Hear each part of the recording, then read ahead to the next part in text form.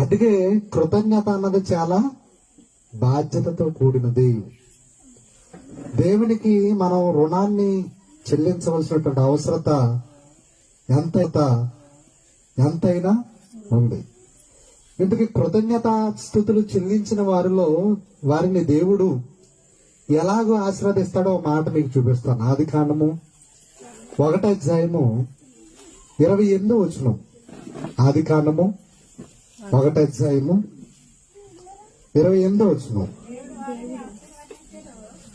దేవుడు వారిని ఆస్వాదించెను, ఎట్లనగా మీరు ఫలించి అభివృద్ధి పొంది విస్తరించి భూమిని నిండించి దాన్ని లోపర్చుకునుడి.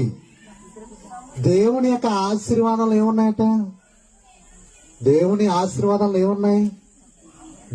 ఆశీర్వాదాలు ఏమున్నాయంటే ఫలింపు ఉంది. గమనించాలి ఈ మాట మీరు. దేవుని ఆశీర్వాదాలు ఏముంది? ఫలింపు ఉంది.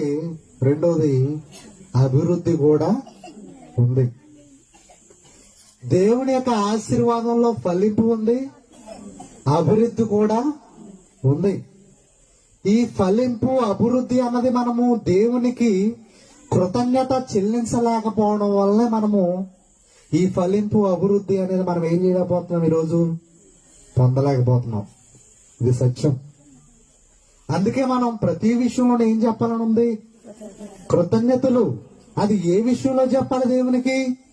ప్రతి విషయం అంటే నువ్వు కూర్చున్నా, నుంచున్నా, లేచినా, తిన్నా, పడుకున్నా, తుమ్మునా, దగ్గర ఏ విషయంలోనైనా నువ్వు కృతజ్ఞతల స్తుతులు దేవునికి చెప్పవలసినదే.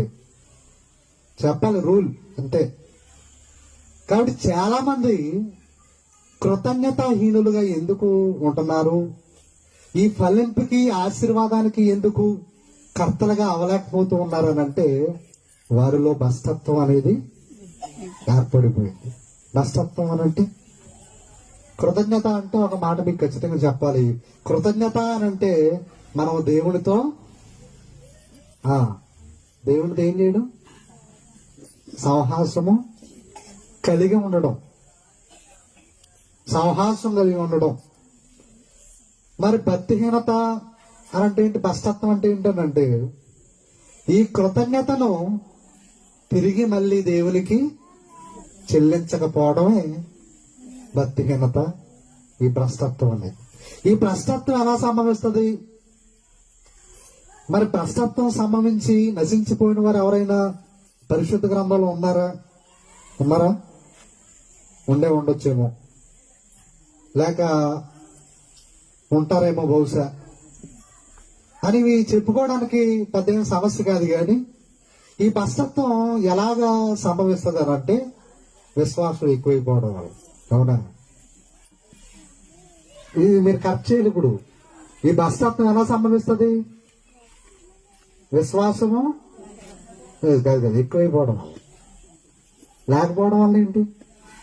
ఎక్కువైపోతేనే కదా కృతజ్ఞత కూడుకుంటే రాము. ఎక్కువైపోతే కదా ఆరాధన అంటే రాము.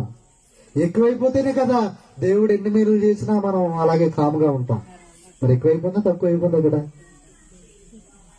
మీరే చెప్పాలి, మీరు ఆలోచన చేయరు. కాబట్టి అందుకే మీలో అనేకులు నాకు ఎలా ఉన్నారనంటే భక్తిహీనులుగా ఉన్నారని ఇశ్రాయేలు గురించి మాట్లాడతాడు. ఎందుకంటే ఇశ్రాయేల్ పాపం ఐగుప్తు నుంచి చక్కగా విడిపించి కానానికి నడిపిస్తా ఉంటే ఇలా మార్గ మధ్యంలో చాలా విన్యాసాలు వేశారు, దేవుని విరోధంగా బ్రతికారు. ఆ దేవుణ్ణి అనుమానించినటువంటి పరిస్థితులు కూడా వారు కలిగి ఉన్నారు. అంతెందుకు సేవకుడి మీద కూడా వారు చదువుకున్నారని మనం ఎన్నో ప్రసంగాలు వింటూ ఉంటాం. వారిలో ఆ